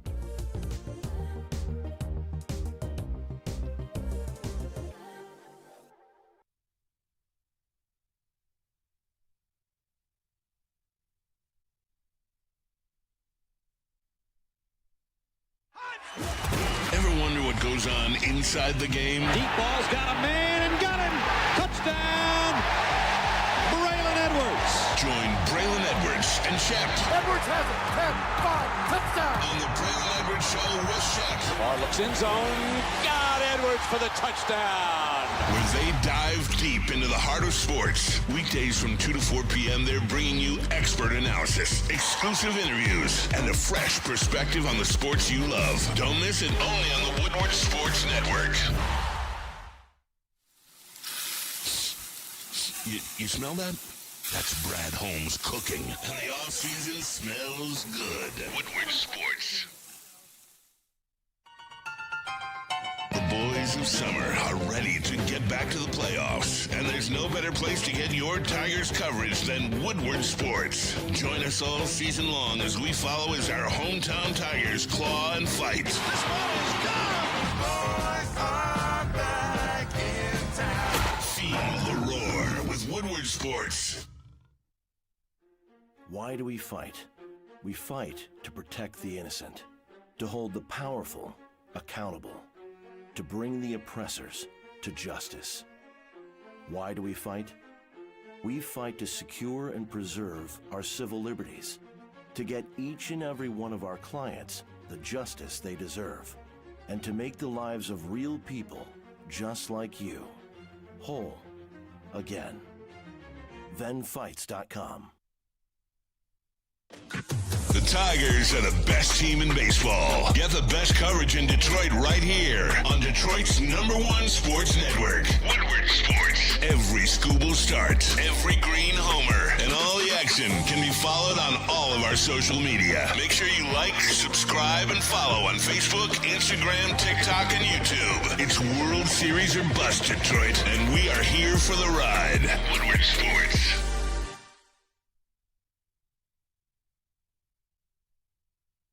WoodwardSports.com and click on Shop. Get the latest in Detroit sports apparel and exclusive Woodward Sports gear. WoodwardSports.com can get the whole team outfitted. Love the Pistons, Red Wings, and Tigers? We got something for you, too. Shop online at WoodwardSports.com. I told you the Lions were going to beat the Bungles, which they did, and what should you have done? You should have gone to Black Rock Bar and Grill and got yourself a free appetizer. When the Lions win, you win. Can always we order remember. that right now? I mean, would be eligible to Tomorrow I will have Black Rock for you. Fair? Or you want me to send it to you? No. I'll listen. We got 8 I'll minutes, eat the scraps. I got no problem. No. I'll bring you as in I have them ordered tomorrow. It'll be a fresh meal. It's a beautiful It'll be a thing. fresh meal because they have the steak and lobster, You're which a is good- limited time only, $19.99. Or maybe what we do is we order some of that Braylon's beef and bring that in. Oh. 20-ounce New York strip. Sounding good, man. Shep, It does. got any takers? We got Ryan. We got Kool-Aid. Sounds like How I'm can going to you get say Black no Rock to in that? here Yeah. tomorrow. That's Also, right. the fish and chips, $14.99. Black Rock Bar and Grill. Sizzle still going. And I got to tell you guys about Fish and Wicked chips are Pickle, underrated. All right? I agree. Archer Treachers back in the day. Yeah. Hey, you guys see that QR code right there? Go on ahead and scan that QR code. Get a jump, get a lead already, because there's some important information here. If you're looking for the ultimate pickleball experience, check out Wicked Pickle. It is Metro Detroit's hottest indoor pickleball spot. With 10 climate-controlled courts, daily open play for all levels, even us, Ryan, and a chill lounge with TVs, ping pong, and cold drinks is always I game stay away on, from pickleball. rain or side. Throwing a party or a team event, they host groups from 10 to 200. So don't miss the APA Michigan Gold Cup, November 22nd through the 23rd. Sign up at pickleballtournaments.com or, again, scan that QR code and look. Put this on the calendar, people, okay? Mark your calendars for the Woodward Sports Pickleball Party, January 9th. That's January 9th. More details are coming soon. I got buddies who do that at Wicked Pickle because they swear by pickleball. You for got buddies sure. at Wicked Pickle? Yeah, buddies who go there I for set sure. you up. Absolutely. There we Yeah, go. no doubt. I also got friends here at Lady Jane's. It's perfect for men's haircuts. Right now, there's a guy, looks like he's falling asleep. It's so nice and easy. One of the lovely ladies there is giving him a shampoo. He's getting ready to get his haircut. I He don't literally blame just him. walked in, folks. He walked in, signed in, boom, he's down in the did. chair, It's and facts. now he's up. Now he's moving. He's turned right. Now he's zigzagging his way to her chair, and he's going to sit down. Play-by-play He'll Shep. be out of here by the time we're out of here. That's how quickly it's done and how efficiently it's done. They care about you. It's wicked awesome. Hey, Shep, how about those Baltimore Ravens? How about those Baltimore Ravens? They're done. Yeah. Somebody get them some Detroit-style pizza. That's Most how I points- cheer myself up. Most points allowed at home under John Harbaugh after getting blown out yesterday. But you know what would have been okay? Even if you like the Ravens, Yeah. even if you couldn't stomach them losing, If you were eating Buddy's Pizza, it would make it all okay. This is true. That's right. Buddy's Pizza is Detroit's original pizza. 22 locations in the state of Michigan. They've been doing it right for 79 years. And if you go right now, 10% off your entire order by using the promo code 10MEAL. That's 10MEAL. Go to buddyspizza.com. Booyah. Booyah. All right, let me get your thoughts real quick on the Tigers. Everybody here, because we got to roll here in about 5 minutes. I want to know from you if you were more encouraged by the Tigers because of Saturday night's win in 10 innings or more discouraged because of a loss with your ace on the bump. I told you last week, like the Tigers, everything they do now for me is it's a bonus. Wow. Okay. Because I didn't feel strong at the end of the season. I didn't feel strong. So anything that they do now is a bonus. I thought that they would sweep. And the only reason why I thought that, though, is the Tigers have been playing playoff baseball for the last 3 weeks. They have been in Cleveland. They have been in Houston. It's been on the line. They've been in the playoffs, out of the playoffs. They fought hard. They got into the playoffs. And I feel like Seattle had a week off. So I felt like they would sneak them game 1. Scuba will win game 2 if he had some hitting. Shocker. And then they would come back home and win game 3. But I was off by. So it's fair to say you were more encouraged over the weekend? Yes. Okay. I guess you're right. To your question, I was more encouraged. They win. They go out there, Seattle. They get a win. It's a major win. They were in the game last night, lost. But, I am more encouraged after the week. I love your positivity. I was more discouraged, and it was primarily because of the runners in scoring position. They were god-awful, even in their victory, 3-2, in extra innings, and the inability to cash in again with more opportunities yesterday, and getting Luis Castillo's pitch count up early on, having to go to Seattle, get their bullpen that was really busy the night before. I was discouraged with that. I did pick Seattle in 4. I hope I'm wrong there, but I would say I was more discouraged than encouraged. Kool-Aid, what would you say? You know what? I was more encouraged than discouraged, especially when you give me the stat about Skubal against the Mariners. Some things just are what they are. And so, you know what? I'm encouraged for the Tigers and what they can do to go out there and pull this thing out. So I just feel like also too with the Seattle, it seemed like it's Cal and Julio. Right. It's Cal and Julio. Their other 2 good players aren't playing well. Eugenio Suarez as well as I guess he did have Randy Rosarina. Jorge Polanco had 2 homers. Polanco, true. Yeah.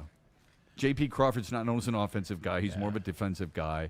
Randy Rosarina has not performed all that well, and I get it. Their right field is kind of a mess anyway, so it really doesn't matter to me that much. Josh Naylor has not been very good, which would also tend one to believe. He's got 30 stolen bases. How?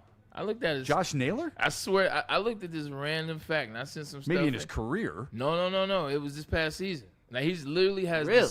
He has these. Yeah, that's kind of the same look. He's got the second slowest base time in the league. He's got 30 stolen bases. I gotta look it up. Yeah, please do. I gotta find it. Please do. That, just real quick, them not being able to take advantage of that also leaves me more discouraged. Ryan, are you more encouraged or discouraged with what you saw over the weekend in Seattle? Discouraged. The bats again scared me, and I think that if you look at a Skubal start, it's gotta be a win for the Detroit Tigers. Don't necessarily know exactly what we're getting. Thing's over. Like the Skubal start, I think it's an automatic win. It's over when you can't get hitting. Like he's right. The Skubal starts, he's 1-6. No, I'm saying you have to win the game with. I'm not saying it's an automatic win. I'm saying you have to win when Skubal's starting. The bats again just scaring me, and then if you go back to that win, I mean. Zach McKinstry's just low roller right up the middle, slow roller right up the middle, but discouraged right now. 47 exit velo. That's you'll take it as long as it gets through. It doesn't really matter. Yeah, but you're right. I mean, that's a serious concern. That and as I said before the series began, I said this at the end of last week. This Seattle team it's not Cleveland, man. I mean, they're a good team. Now I'll give Detroit a ton of credit in this. You limit that team to 5 runs in 2 games, you're doing something right. Okay? Julio Rodriguez, why you're pitching to him, why you're throwing him a fastball, I have no idea. Okay? Luke Raley turns on a splitter down the right field line. Hell of an at-bat for him. Rodriguez in game 1 was really good. Detroit's been right there. They've been closer than some people, including yours truly, thought they would have been. It gives them an open door and opportunity. But they've got to start taking advantages of all those opportunities. Look at the RISP in game 1. They still won, and it gets glossed over because they won. Don't hide from it. it's troubling. Go ahead. All right, here we go. I'm going to rattle these off. This is how we're going to do it. No mailbag. This is what we'll go with. Insane stats from this season. This is CBS Sports. Cal Raleigh allowed 0 pass balls. He and Dylan Dingler are the only ones to do that. Byron Buxton did not ground into a double play. Buxton's the only qualified player this season that did that. Josh Naylor had 30 stolen bases despite having the second slowest sprint speed in MLB. That's still hard to believe. Jose Ramirez had a 318 batting average and 916 OPS on 0 and 2 counts this season. Oh my God! Nick Castellanos was the only player in MLB not to commit an error on defense. That's because that might be the most surprising one of them all. It's because he runs 5'3" and he's never where the ball is supposed to be. That's so true. Luis Ariz. Luis Ariz. You already know what's coming here. Struck out just 21 times this season in 675 plate appearances. Fewest strikeouts in the season since. Same team, 1999, back in the day. He's the best hitter of all time. Gwynn. There we go. Stephen Kwan. You know this is going to be a good one. I think he only struck out like 58 times. He saw 1,481 pitches in the strike zone. He swung and missed just 34 times on those pitches. Wow. Swung and missed just 34. Aaron Judge had more intentional walks than Michael Harris had walks, 36 to 16. Those are so good. Lawrence Butler is the only qualified AL player that was not hit by a pitch. Okay. 152 games, and then Rafael Devers played 163 games this season. Boston Red Sox traded Devers to the San Francisco Giants on June 15th, 2025. Yeah, and he played first base for the Giants, wouldn't for the Red Sox. I don't think there was a no-hitter this year. And by the way, the Blue Jays have more homers than strikeouts in this series against New York so far. Isn't it 70-2 in the 2 games? Isn't that crazy? Yeah. And they beat the hell out of Max Fried, who had 19 wins to lead all Major League starters. Apologize for some of the technical difficulties. Thanks for sticking We're with back with you tomorrow. Yeah, awesome stuff. We always appreciate it. We're back with you tomorrow here, 2 o'clock on Woodward Sports, the Braylon Edwards Show. Don't forget the heavyweights a little bit later on today to talk more football with you here on Woodward Sports. Have a great Monday, everybody. Ever wonder what goes on inside the game? Deep ball's got a man and got him. Touchdown, Braylon Edwards. Join Braylon Edwards and Shep. Edwards has it. 10, 5, touchdown. On the Braylon Edwards Show with Shep. Bar looks in zone. Got Edwards for the touchdown. Where they dive deep into the heart of sports. Weekdays from 2 to 4 p.m., they're bringing you expert analysis, exclusive interviews, and a fresh perspective on the sports you love. Don't miss it, only on the Woodward Sports Network.